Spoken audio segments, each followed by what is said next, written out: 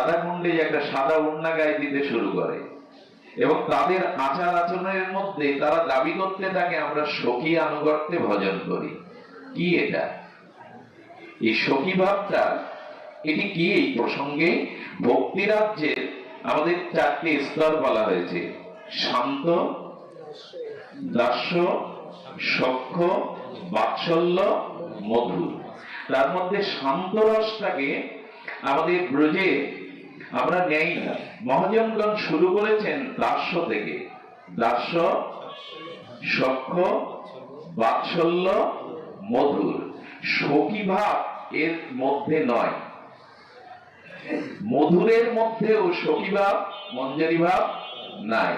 এই সখী মঞ্জরি ভাবটা এই দাস্য, সাক্ষ্য, বাৎসল্য, মধুরেরও ঊর্ধ্বে। এটা একটা স্বতন্ত্র সর্ব উচ্চ ভাব, যেটা ষড় গোস্বামীগণ এই অভিনব এই ভাবটি আমাদের জানিয়েছেন, যেটা ব্রহ্মারও দৃষ্টিগোচর হয়নি। মুনি ঋষিরাও এই অনুভবটা করতে পারিনি। আমাদের আচার্যরা এই অভিনব মঞ্জরি অর্থাৎ সখী ভাবটা দিয়ে গেছেন। আমরা আলোচনায় আনবো সখীকে। সখী কি সাজা যায় আমার মতো সাদা ওড়না ঘোমটা দিয়ে?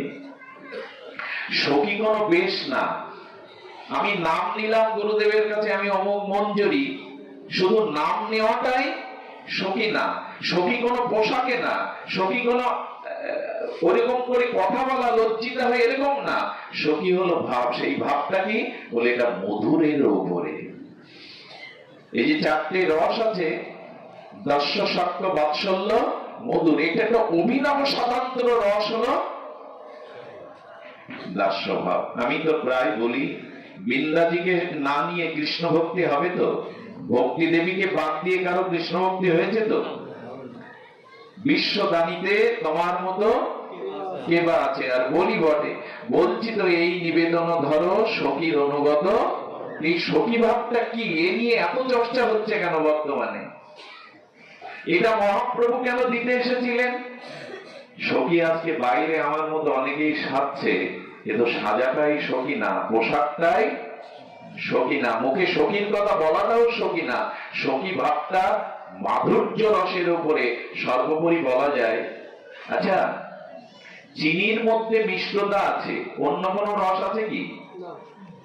তিতোর মধ্যে শুধু তিত রস আছে, ওর মধ্যে মিষ্টতা নেই। কিন্তু জগতে এমন একটি পদার্থ আছে, ষড়বিধ রস তার মধ্যে পাওয়া যায়, সেটা হলো মধু।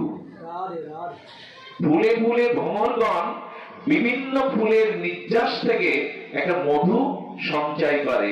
এই মধু উৎকৃষ্ট, মধু অমৃত বলা হয়, কারণ ষড়বিধ রস ওর মধ্যে আছে। যেমন সখীর মধ্যে এই দাস্য, সাক্ষ্য, বাৎসল্য, মধুরেরও আরো অভিনব রস, সর্বরসের সমষ্টি স্বরূপ হলো সখী ভাব। সর্বরসের সমষ্টি আর অভিনবত্ব যেটা, সেটা হলো সখী ভাব। আমি যে গান শুরু করেছি তাতে ঘুম পড়বে, মানে ঘুম পাড়ানি গান, সহজে আমরা এর মধ্যে প্রবেশ করতে পারবো না, কিন্তু আজকেই বলবার একটা শুভ অবসর মনে হয়েছে আমার। কারণ এই নিয়ে আজকে জগতে আমাদের পুণ্যের ভাব, আমাদের বাবাজি ভাব দ্বারা আমাদের বৃন্দাবনের পরম্পরা, এই যে সর্বস্বামীর পরম্পরায় এই ভজনটি এত উন্নত, এত শ্রেয়। এই উন্নত সর্বোত্তম শ্রেয় সম্পর্কে মাঝে মাঝে আমাদের ভিতরে ধারণাগুলি অস্পষ্ট থেকে যায়। গুরু মহারাজের শ্রীগ্রন্থে আমরা একটু জানবো এই সখী ভাবটি কেমন, সখী কাদের বলে। সখী কাদের বলে? সখী কোন নারী বা পুরুষ নন। সখী কোন দাস্য, সাক্ষ্য, বাৎসল্য, মধুরতা, এই রস সর্বোপরি হয়ে একটা অভিন্ন স্বতন্ত্র রসকেই সখী ভাব বলে। সর্বত এক কথাই যেটা গুরু মহারাজ বলেছেন, সেটা হলো সখীর মধ্যে আত্মসুখের পরিপূর্ণ অভাব থাকবে। সখীর মধ্যে কি থাকবে? আত্মসুখের, অর্থাৎ নিজ সুখের নিতান্তই অভাব। স্বপ্নেও সুখের মধ্যে নিজ সুখের বাসনা জাগবে না। আমি মধুরের উপরে বললাম কেন জানেন? যারা মধুর রসের উপাসনা করে বা মধুর প্রীতি, সেই মধুর প্রীতি প্রিয়া কি বলে? প্রিয়া প্রিয়কে বলে তুমি আমার দিকে একবার চাও, আবার প্রিয় বলে প্রিয়াকে তুমি আমার দিকে।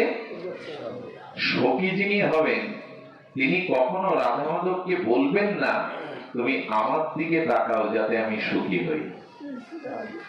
তার মানে নিজ সুখটা তারা কখনো চাইবে না। এই আত্মসুখের অভাব যেখানে নিতান্তই, এই ভাবটাকেই বলে সখী ভাব।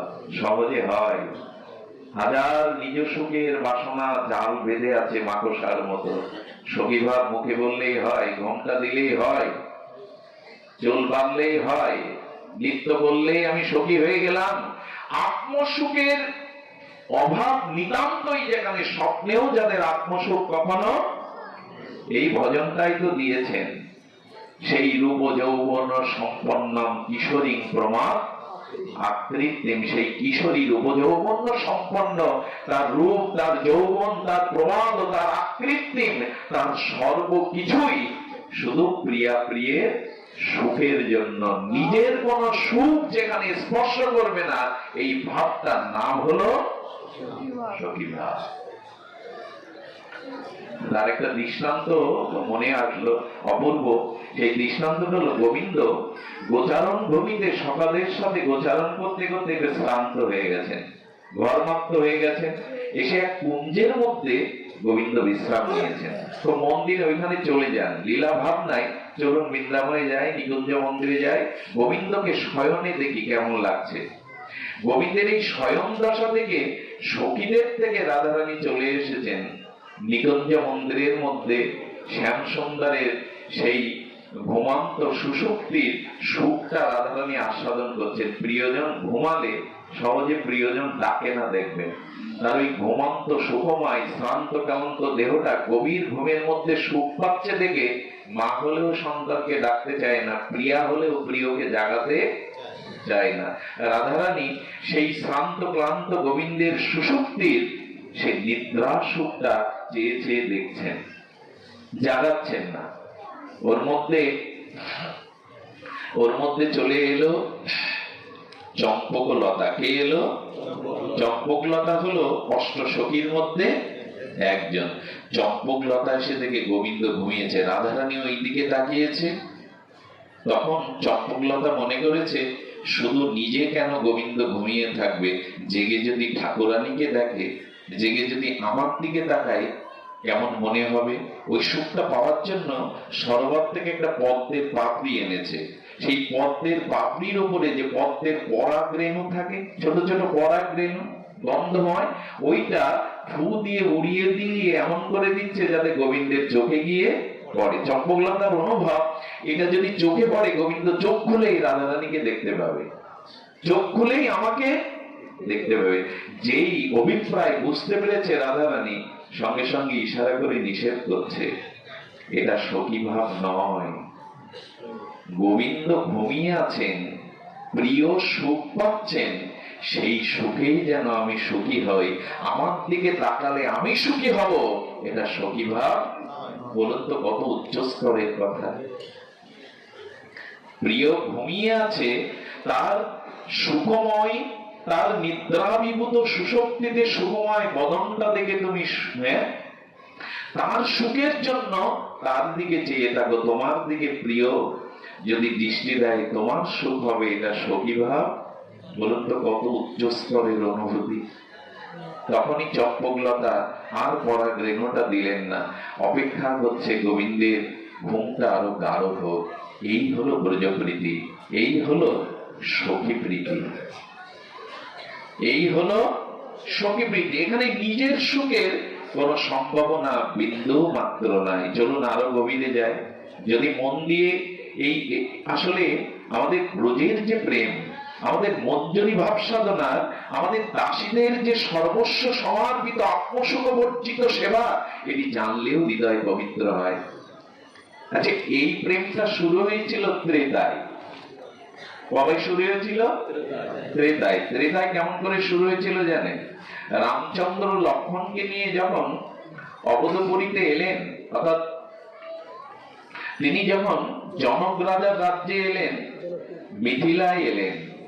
মিথিলায় আসার পরে রামচন্দ্র ফুলবনের মধ্যে ঘুরে বেড়াচ্ছে লক্ষ্মণকে নিয়ে, নগরে নগরে অট্টালিকার পাশ দিয়ে মিথিলার রাজপথ দিয়ে ঘুরে বেড়াচ্ছে, আর মিথিলার পুষ্পিত কাননে চিলেকোঠায় উঠে সীতার যারা সখী ছিল, বান্ধবী ছিল, তারা রঘুপতি রামচন্দ্রকে অপলোক নয়নে তার সৌন্দর্য মাধুর্যকে দর্শন করছে। আচ্ছা, কোন রমণী যদি সামনে রামের মতো, রাঘবেন্দ্রের মতো অপরূপ সৌন্দর্যময় মাধুর্যের প্রকাশ গোবিন্দকে দেখে, প্রতিরূপে পাওয়ার ইচ্ছা জাগা উচিত না? জাগা উচিত।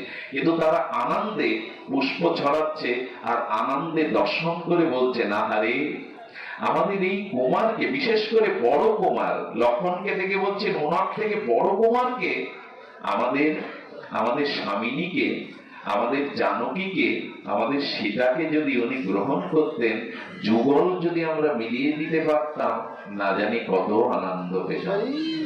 আচ্ছা, তুমি সুন্দরী, তুমি কুমারী, তুমি প্রার্থনা করো। শূর্পণখার মনেও তো ইচ্ছা জেগেছিল রামকে বর রূপে পাওয়ার।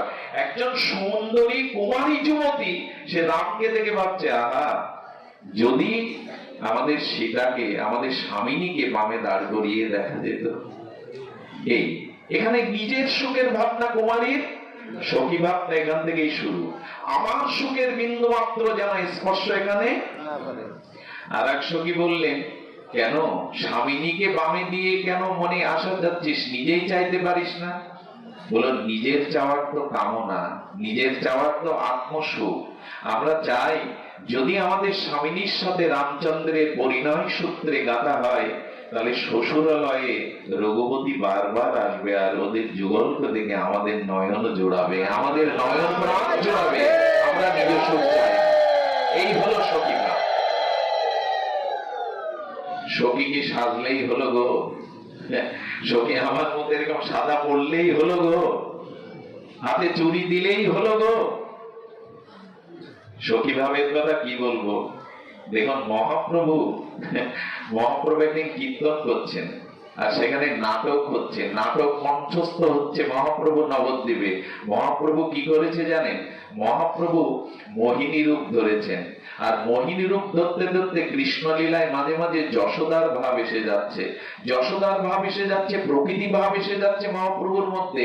হঠাৎ কোন ভক্তের বড় ক্ষুধা পেয়েছে, শুনলে অবাক হবেন, মহাপ্রভুর ভাবে মাতৃভাবটা এভাবে এসে গেছে, সেই ভক্তকে মহাপ্রভু নিজে স্তনপান করিয়েছিলেন। এ কি সম্ভব? বলো, ভাবের দ্বারা ভাবের রাজ্যটাও সম্ভব।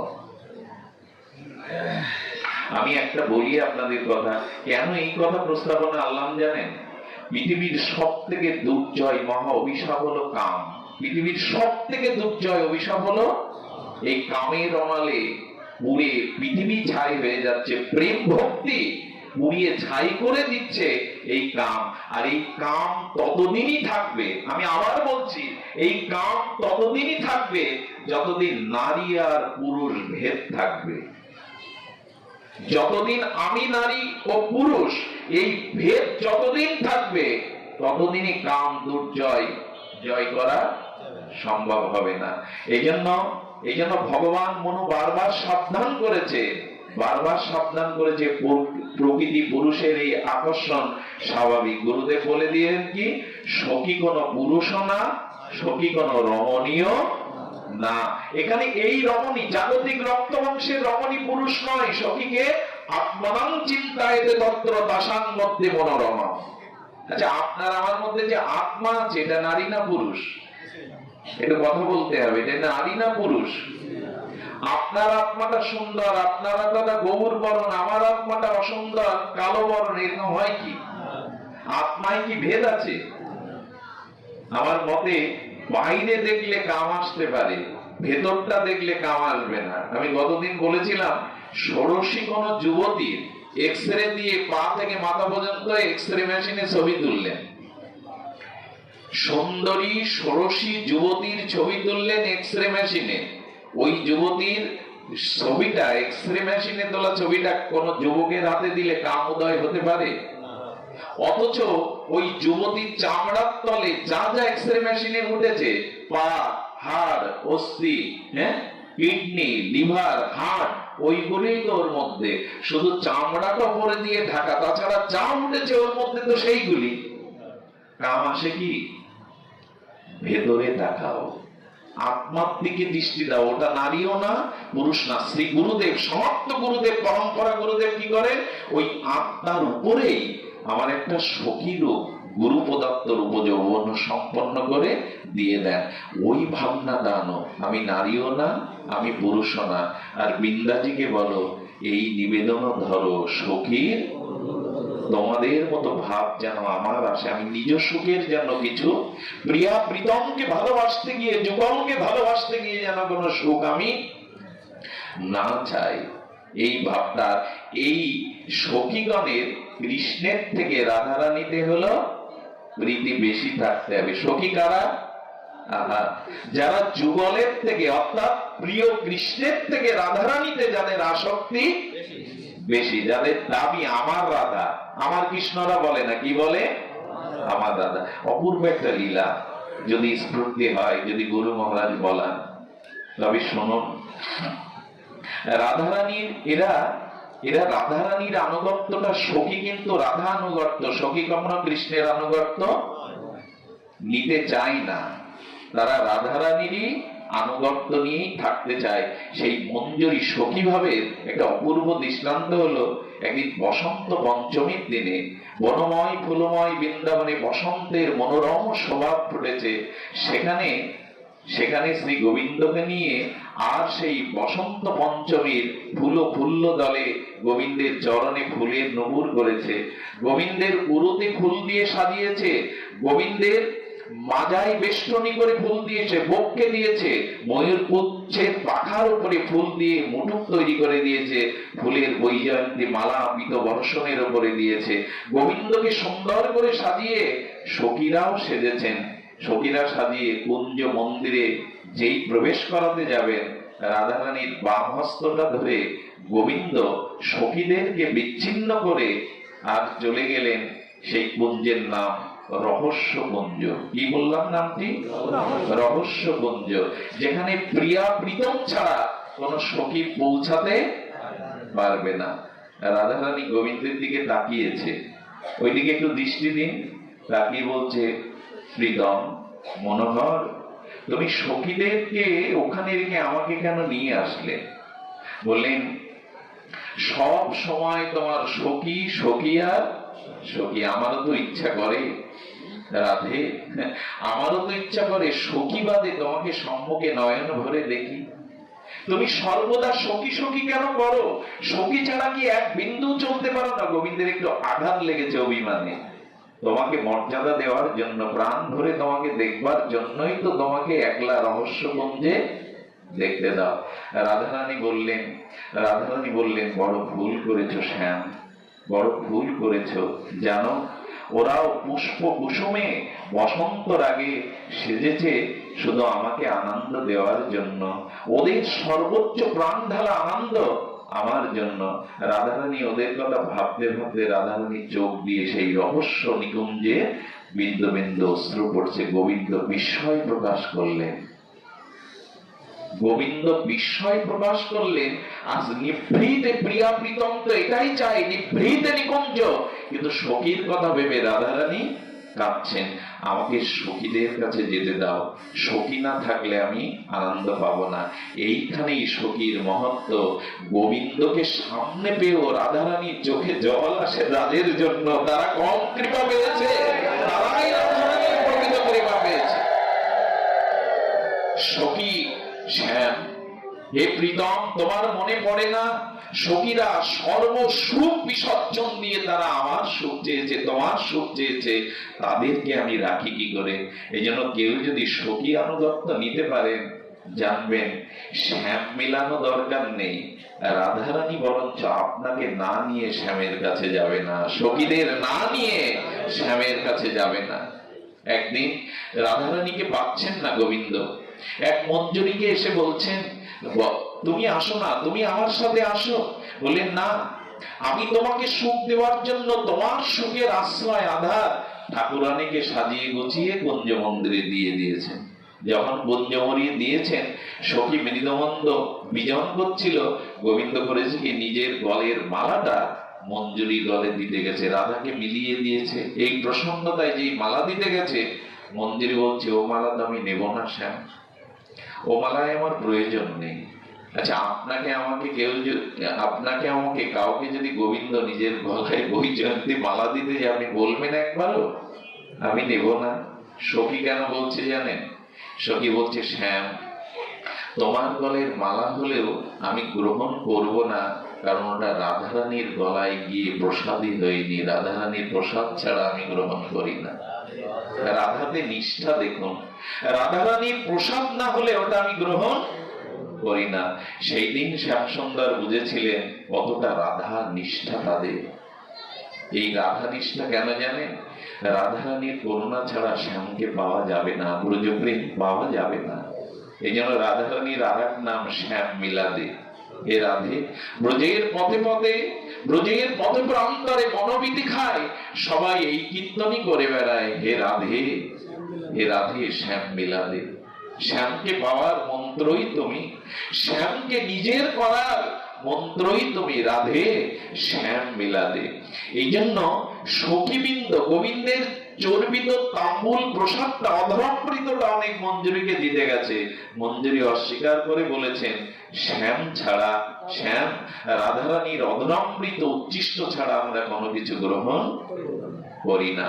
সেদিন গোবিন্দ বুঝেছিল রাধা আনুগত্যময়ী হলো এই সখীগণ, তারা রাধারানী ছাড়া আর কেউ বোঝে না। জানেন, যেদিন মাথুর বিরহ শুরু হলো, যেদিন মথুরা থেকে অঙ্কুর নিয়ে গেল, সেই নিয়ে যাওয়ার সময় চন্দ্রাবলীর মতো বিপক্ষা শক্তি যখন ধুলায় লুকিয়ে আছে রাধারানী ব্রজ সুন্দরী সখীগণ, তখন চন্দ্রাবলী এসেছিল, গো কৃষ্ণের রথের পেছনে ছোট না, কৃষ্ণকে ফিরিয়ে আনার চেষ্টা করো না, তোমরা রাধারানীকে সান্ত্বনা দিয়ে ভালো রাখো।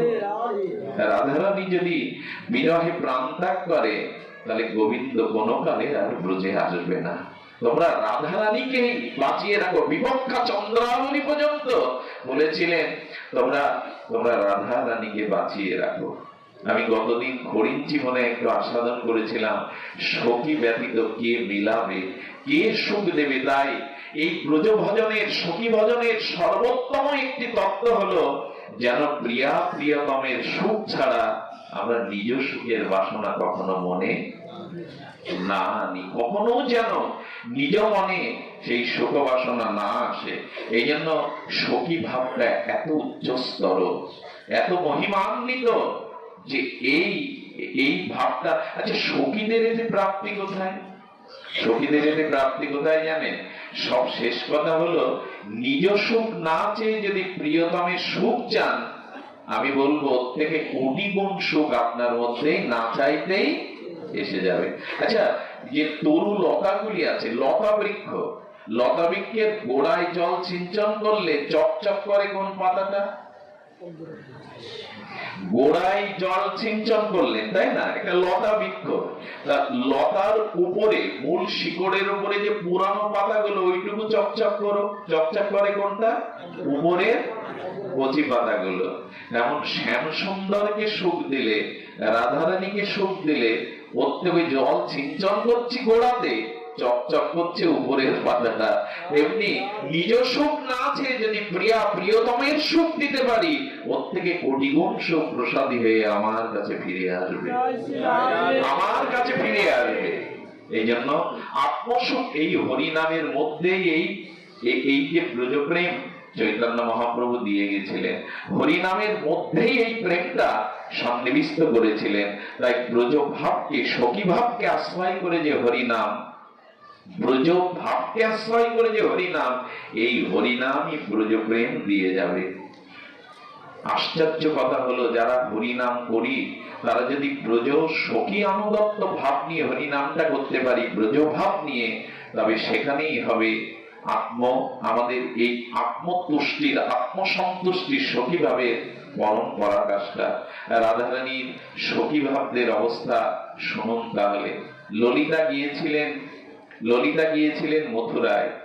মথুরায় যাওয়ার পরে এই ললিতা যখন গোবিন্দের সেই মথুরা নরেশের পুষ্পিত কাননে কাননে বসে বসে জয় রাধে রাধে, জয় রাধে রাধে একতারা সুরে যোগিনী বেশে ললিতা রাধানাম কীর্তন করছিলেন। দেখুন, সখীর মুখে রাধানাম শুনে গোবিন্দ তার রাজপ্রাসাদ থেকে, মথুরা রাজপ্রাসাদ থেকে জঙ্গলের মধ্যে আবেশিক্ত হয়ে বললেন, কে গো, কে রাধানাম শোনালে? দ্বারকায়, মথুরায় তো কেউ রাধানাম গায় না, কেউ তো রাধানাম শোনায় না। বলো বলো, কে তুমি? রাধা রাধা বললে আবার বলো, কে তুমি? ললিতাকে যত যত কাছে যাচ্ছে, কে তুমি? ললিতা একবার দুবার করে পিছিয়ে যাচ্ছে, ললিতা ধরা দিচ্ছে না। ললিতা যেতে যেতে যেমন গোবিন্দ রাধা রাধা বলতে বলতে সেই ভূমির উপরে পড়েই গেলেন, ললিতার চোখে জল। রাধে রাধে, তোর নাম নিলে যদি রাজ সিংহাসন ছেড়ে শ্যামসন্ধ্যার ধুলায় মূর্ছিত হয়ে পড়ে যায়, আজও ভোলেনি রাধে, আজও ভোলেনি। সে মথুরাধীশ রাজা হয়েছে, কিন্তু তোর নাম শুনে যে ধুলায় পড়ে যায়, আজও তোকে ভোলেনি রে রাধে। মনে করেছিলাম আমাদের প্রিয় ভুলে গেছে, ভোলেনি। যখন চেতনা ফিরছে, ললিতার দিকে তাকিয়ে বলছেন, আবার বলো, আবার গাও, আবার রাধা রাধা বলো। আবার বলেছেন, জয় রাধে রাধে, জয় রাধে রাধে, জয় রাধে রাধে, জয় জয় রাধে। আবার গাও, আবার গাও। কে নাম শোনালে আমার? কে তুমি? আমি জন্ম জন্ম বিক্রি হবো, বলো না, আবার রাধে বলো। গোবিন্দ এক একবার বলছেন, এক একবার মূর্ছা যাচ্ছেন। ধোলায় ধূসারিত ললিতা দেখলেন, শ্যাম আজও ভোলেনি। যখন ললিতাকে প্রশ্ন করছেন, তুমি বলো না, কে তুমি? বলে, কে আমি ভুলে গেছি। কেউ কি নিজের নাম ভুলে? আচ্ছা, তোমার পিতা মাতা কে? বলে, আমি ভুলে গেছি। বললো, তুমি কোথা থেকে এসছো? বলে, ভুলে গেছি। কে তুমি? কার সখী তুমি? আমি ভুলে গেছি। বলে, কেউ কি বাবা মার নাম ভুলে? কেউ কি জন্মস্থানের নাম ভুলে? ললিতা সজল নয়নে বললেন, তোমাদের এই মথুরার মাটি এমন দোষের, এখানে যে আসে সে সব ভুলে যায়। এখানে যারা একবার আসে তারা সব ভুলে যায়। কথাটা গোবিন্দকে ইঙ্গিত করে বলছেন, যেদিন তুমি মথুরায় এলে সেই দিন তো তুমি সব ভুলে গেলে। এই মাটির দোষ আছে, এখানে যারা আসে তারা পেছনে সব ভুলে যায়। গোবিন্দকে মনে করিয়ে দিচ্ছে ললিতা, এই মাটির দোষ, যেখানে যারা আসে ভুলে যায়। কেউ কি বাবা মা ভুলে? বলেন, ভোলে। আচ্ছা, তুমি কেন এসছো বলো না। বলো, আমার পরিচয় যদি তুমি নিতে চাও তবে শোনো, তুমি মথুরা নরেশ রাজা, আর আমি তোমার একটা ক্ষুদ্র প্রজা। প্রজা রাজার কাছে আসে কেন জানো? বিচার চাইতে এসেছি। এ শ্যাম সুন্দর, আমি বিচার চাইতে এসেছি। বলো, আমি তো রাজা, বলো কি বিচার? বলে, এর আগে যে রাজা ছিল মথুরা, সেই রাজা ভোজপতি কংস একটা দস্যুকে পাঠিয়েছিল বৃন্দাবনে। সেই দস্যুর নাম অক্রূর। সেই দস্যু গিয়ে আমার প্রাণপ্রিয় রাধারানীর একটা নীল মণি ছিল, জানো, ওটাই তার প্রাণ। সেই নীল মণিটা দস্যুবৃত্ত করে ছিনিয়ে নিয়ে আসে আমার সখীর কাছ থেকে। সেই থেকে আমার সখী ধুলায় ধূসরিত হয়ে মাটিতে পড়ে আছে, আহার নেই, নিদ্রা নেই, রাত দিন শুধু ওই মণিটার জন্য কাঁদে। আমি বিচার চাই। তুমি তো এখন কংস নেই, তুমি ন্যায়পাল রাজা, বিচার করো। বললো, কি বিচার করব? বললো, সেই নীলমণি যেটা মথুরায় এনেছিল আমাকে ফিরিয়ে দাও। আমার রাধার প্রাণ বাঁচবে না, কারো প্রাণ ছিনিয়ে নিয়ে আসলে কি বাঁচে বেশিক্ষণ? প্রাণ ফিরিয়ে দাও। বুঝতে পারছেন তো, করুণ গিয়ে যে কৃষ্ণকে নিয়ে এলো ওই শ্যামল নীলমণিকে দিস না। এদের কথাগুলো এরকম কেন জানেন? এরা হালকা না, এরা গম্ভীর। গোবিন্দ তখন বললেন, তোমার নীলমণি আমি ফিরিয়ে দিতে পারবো না, আমার কাছে নাই। তবে নীলমণির দরুন আমি তোমাদের হীরা জহরাত মণি কাঞ্চন সব দিয়ে দিচ্ছি, যাও নিয়ে যাও। ললিতা বলছেন, শ্যাম সুন্দর, তুমি মণির বদলে নীল মণির বদলে তুমি দিতে চাইছো, তুমি দিতে চাইছো মণি কাঞ্চন মুক্তা। তবে শোনো, আমার প্রাণপ্রিয়া, আমার আমার ঠাকুরানী যে ধুলিতে পড়ে থাকে, সেই ধুলিতে এক একটা ধুলিকণা হলো পরশমণি সম। সেখানে একটা ধুলি ছোঁয়ালে অসংখ্য লোহা ও পরশমণিতে রূপান্তরিত হয়ে যায়, মণিকাঞ্চনে রূপান্তরিত হয়ে যায়। মণিকাঞ্চন তো তার দরকার নাই। দেখুন, রাজনন্দিনী, বৃষভানুনন্দিনী সেই জঙ্গলেই পড়েছিল কৃষ্ণের জন্য, আর তাদের গৃহে ফেরা হয়নি। একটু ব্যাকুলতা না জাগলে এই ভজন হয় না।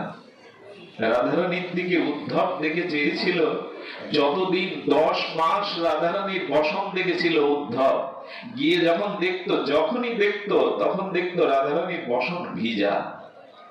রাধারানীকে প্রশ্ন করেছিল, করুণাময়ী, প্রেমময়ী, তোমার বসন কখনো শুকায় না কেন?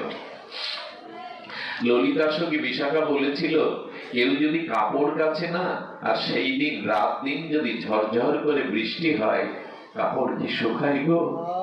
তবে শুনে রাখো, যেদিন শ্যাম চলে গেছে, সেই দিন আমাদের নয়নে বর্ষাকাল 12 মাস। 12 মাস নয়ন দিয়েছে জল ধরে, তাদের রাধারানীর কাপড় কখনো শুকায় না। যে ধূলিকণাতে মণিকাঞ্চনের জন্ম হয়, চিন্তামণি ধূলি, সেই ধূলিকণাতে পড়ে আছে ওই শ্যামল মণির জন্য। তাকে মণিকাঞ্চন কি দেবে? তুমি কি দেবে? ফিরিয়ে দাও, ফিরিয়ে দাও শ্যামসুন্দর, সেই মণি ফিরিয়ে দাও। আর তুমি যে বলছো আমার ঠাকুরানী যেখানে যে বনবিথিকায় থাকে, এক একটি বৃক্ষ কল্পতরু, এক একটি বৃক্ষ কল্পতরু। মণিকাঞ্চন, মণিকাঞ্চন দিয়ে ভুলানো যাবে না, ফিরিয়ে দাও। রাধারানীর কথা বলতে বলতে হঠাৎ করে মনে হয়েছে, তবে কি ললিতা? আরো কাছে গিয়ে দেখতে চেষ্টা করছে। বলো না, বলো না, কে তুমি? বলো না, পরিচয় দাও না। ললিতা উদ্বিগ্ন দেখে শ্যামকে বলছেন, কে শুনবে? আপনারাও শুনুন। আমি কে শুনবে? যার কাছে বহুবার গলায় কাপড় দিয়ে তুমি হাত জোড় করেছ, আমি সেই। একদিন তুমি আমার পেছনে পিছনে ছুটছে, সখী কারা দেখুন, সখী কেন এত উন্নত স্তরে। একদিন শ্যাম তুমি কত আমার পেছনে ঘুরে ঘুরে হাত জোড় করেছো, আর বলেছো, মিলিয়ে দাও রাধাকে, মিলিয়ে দাও। যেই বলেছে শ্যাম বুঝতে পেরেছে এ তো ললিতাই। শ্যাম আর কারো পিছনে হাত জোড় করে ঘোরেনি। যেমন রাধারানীকে পেত না, ললিতা বিশাখাকে হাত জোড় করে বলতে, একবার মিলিয়ে দাও, একবার মিলে। সখী বিনার এই লীলা পুষ্টি নাহি হয়। সখী ছাড়া এই লীলা শ্যামও পূর্ণ করতে পারে না। ললিতাকে দেখে বুকের মধ্যে জড়িয়ে ধরেছে, খবরদার এখানে যেন রক্ত মাংসের বুদ্ধি না এসে পড়ে। ললিতাকে বুকের মধ্যে জড়িয়ে ধরে কোন কথা বলেছে জানেন? আমার রাধা কেমন আছে? ললিতা বলো না, আমার রাধা কেমন আছে? শুনবে শ্যাম, তোমার রাধার কথা, তোমার সখীদের কথা শুনবে। ভোর হতে পারে না, রাধারানী ভোর হওয়ার সাথে সাথে শ্যাম শ্যাম কৃষ্ণ বলতে বলতে দৌড়ে পড়ে যায়। সেই ধুলায় কতক্ষণ মসজিদ হয়। আমরা নাসিকায় তুলো দিয়ে দেখি প্রেমময়ীর প্রাণটা আছে কিনা। যখনই চেতনা ফিরে পায় তখন বলি, ললিতা আমি শ্যাম পেয়েছি, দেখে যা, আমি শ্যাম পেয়েছি। এ কি কোনো ভাষা দিয়ে বর্ণনা করা যায়? ললিতা ছুটে এসে জড়িয়ে ধরবে, কোথায় শ্যাম? রাধারানীর নোকে চন্দ্র চিহ্ন আছে। কি আছে? রাধারানীর নোকে অর্ধ চন্দ্র চিহ্ন আছে। আঙুলটাকে এইভাবে ধরে বলেন, এই দেখ, এই দেখ, অর্ধ চন্দ্রের মধ্যে আমার কৃষ্ণচন্দ্র দেখা দিয়েছে, এই দেখ আমার কৃষ্ণচন্দ্র দেখা দিয়েছে, বলে আঙুলটাকে বুকে চেপিয়ে ধরতে রাধারানী, এই তো আমার শ্যাম। একটু বলি আপনাদের, বিরহ না জাগলে এই রাজ্যে ভজনে আনন্দ নেই। আচ্ছা, বিরহ কখন আসে? বিরহ আসার আগে মিলন আসে। যার মিলন নেই তার বিরহ। আমাদের সাথে শ্যামের মিলন হয়েছে তো হৃদয়ে। দেখুন, কোন মায়ের সন্তান হয় না সেটা আলাদা কথা, যত বছর যায় ধীরে ধীরে মেনে নেয়, ভগবান আমার কপালে মা ডাক দেননি, আস্তে আস্তে সে মেনে নেয়। কিন্তু যদি এক যুগ পর, বহু যুগ পর একটা সন্তান হয়, সেই সন্তান যদি হারিয়ে ফেলে মা, মৃত্যুবরণ করে, আমার মনে হয় পাওয়ার থেকে আগে না পাওয়ার অবস্থাটা ভালো ছিল। বিরহটা কখন হয় জানেন? যখন মিলন হয়। যার মিলন হয়নি তার বিরহ কখনো উপলব্ধি আসবে না। তাই আসুন গোবিন্দকে হৃদয়ে মিলন করায়, তাকে ভালোবাসি, না হলে তার জন্য চোখে জল আসবে না। রাস্তার কারো জন্য কেউ কাঁদে কি? সন্তানেরা মা কাঁদে, অপেক্ষা পান প্রিয়জন ঘরে বসে কাঁদে। মিলনই হলো না তো বিরহ কোথায়? ভগবানের সাথে আমার যে মিলন, এটা আগে উপলব্ধি করুন, তবে তাকে হারানোর একটা বেদনা জাগবে। সন্তান না পেলেও ক্ষতি ছিল না, ধীরে ধীরে মেনে নিত, মনকে বোঝাতো। কিন্তু একবার পেয়ে যদি হারিয়ে ফেলে, সে আর বিরহ থেকে উঠতে পারে না। আমরা পেয়েছি তো শ্যামকে, আমাদের হৃদয় মন্দিরে তাকে ভালোবেসেছি তো, যে তাকে হারানোর বেদনায় চোখে জল আসবে। একবার কৃষ্ণ বলে কাঁদুন, দেখবেন বুকটা অনেক হালকা হয়ে গেছে। বিরহ মিলনের থেকে অনেক উপরে, মিলনের থেকে বিরহটা অনেক উপরে। এই বিরহ না জাগলে ভজন হয় না। গুরু মহারাজ বলেছিলেন, রাধা কুণ্ডে যদি গভীর নিশীথে আজও কেউ যায়, সেই শুদ্ধ হৃদয়, সরল হৃদয় যদি রাধা কুণ্ডে কান পাতে, তবে আজও একটা কান্না শুনতে পায় আকাশে বাতাসে। সেই কান্নাটা রঘুনাথ দাস গোস্বামী, রঘুনাথ দাস গোস্বামী ধুলায় দূষণিত হয়ে কাঁদছেন। তবই বাস্মি, তবই বাস্মি ন জীবামি তো হবি না। হে রাধে, তুমি বিনা মোর কেহ নাই। গোস্বামীগণের এই কান্নাটা আজও আকাশে বাতাসে মিশে আছে। যারা রাধা কুণ্ডে যায়, গভীর নিশীথে কান পাতে, তারা ক্রন্দন শুনতে পায়। রঘুনাথ দাস গোস্বামী হারিয়ে কাঁদছেন, হে প্রেমময়ী, হে রাধে, হে রাধে তুমি কোথায়? তুমি ছাড়া যে মোর কেহ নাই।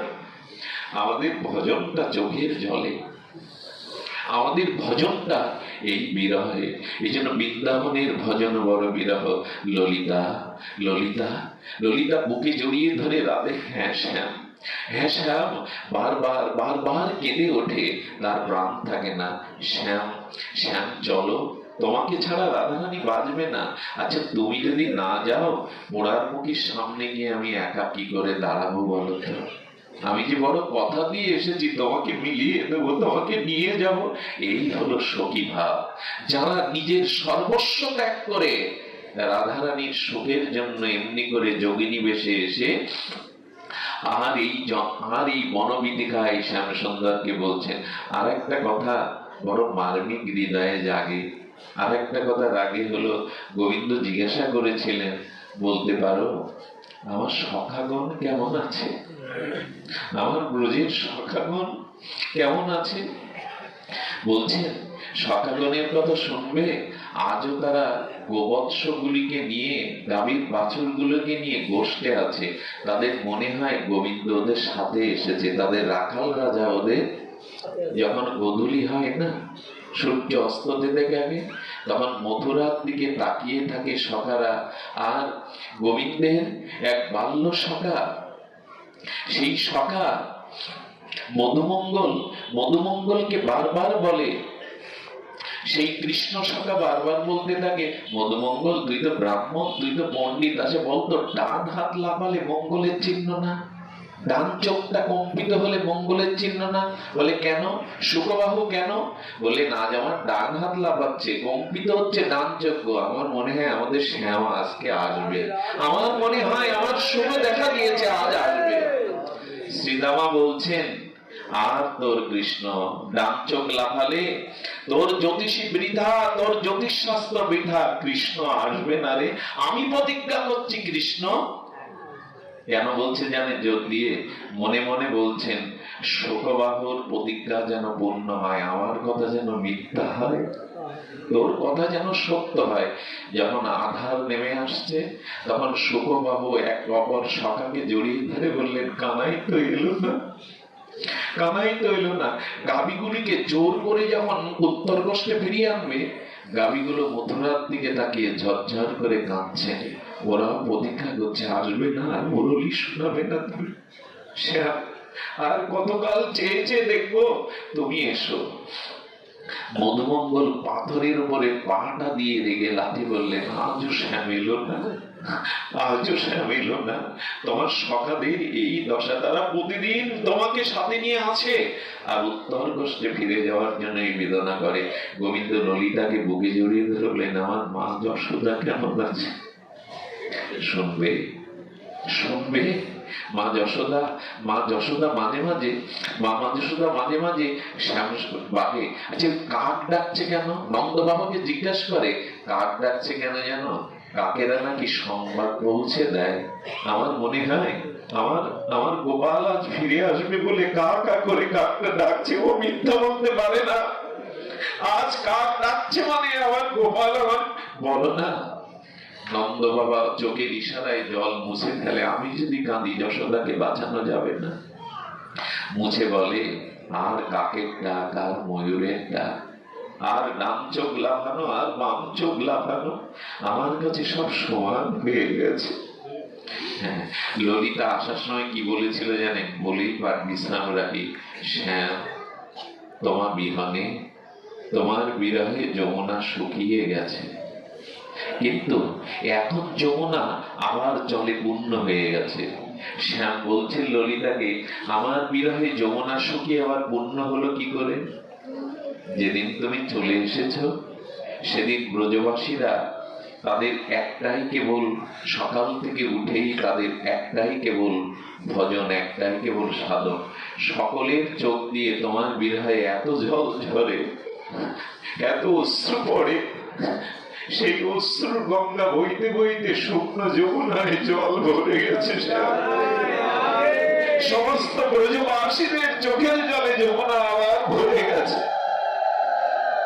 জানো শ্যাম, জানো চোখের জলের যে নদী হয় এটা আমাদের জানা ছিল না। ব্রজবাসী মা যশোদা সে কাঁদতে কাঁদতে যমুনায় একটা স্রোতের তরঙ্গ মিশে গেছে। এই কথাটি মিথ্যা নয়। মহাপ্রভু গম্ভীরাই যখন কাঁদতেন, মহাপ্রভুর চোখের জল একটা খাল তৈরি হয়ে গেছিল জানেন। এত জল কোথা থেকে আসে? কোথা থেকে আসে জানেন? যতবার ভক্ত ভগবানের জন্য কেঁদেছে ততবার ভক্ত ঋণ হয়ে গেছে ভক্তের কাছে। কোন ভক্ত যদি ভগবানের জন্য চোখে জল ফেলে না, ভগবান ভক্তের ওই প্রেমশ্রুর কাছে ঋণী হয়ে যায়। ওই ঋণ শোধ করতেই আজ গৌর হরি হয়ে সে এত কাঁদলেন। তোমাদের ঋণ শোধ করবার জন্য তোমরা যা কেঁদেছ, আমি তোমাদের জন্য কাঁদবো। এই জন্য গোবিন্দ রাধারানী সখীদের কাছে যে ঋণ হয়েছিলেন, সেই ঋণ শোধের জন্য গৌর হয়ে এত কাঁদলেন। আসুন আমরাও গোবিন্দকে পাওয়ার বিরহ, না পাওয়ার বেদনায় আমাদের হৃদয়টা একটু বেদনাক্ত হোক। সখীদের মতো আমাদের হৃদয়ে একটু প্রেমাশ্রু আসুক। বিরহ ছাড়া ভজন পুষ্টি হয় না। যেখানে যত বিরহ মিলন তত সেখানে সম্ভোগ তত সমৃদ্ধিশালী। একটা জিনিস লিখে নিয়ে যান মনে, যেখানে বিরহ নেই সেখানে মিলনেরও আনন্দ নেই, যেখানে বিরহ নেই সেখানে মিলনের কখনো আনন্দ আসতে পারে না।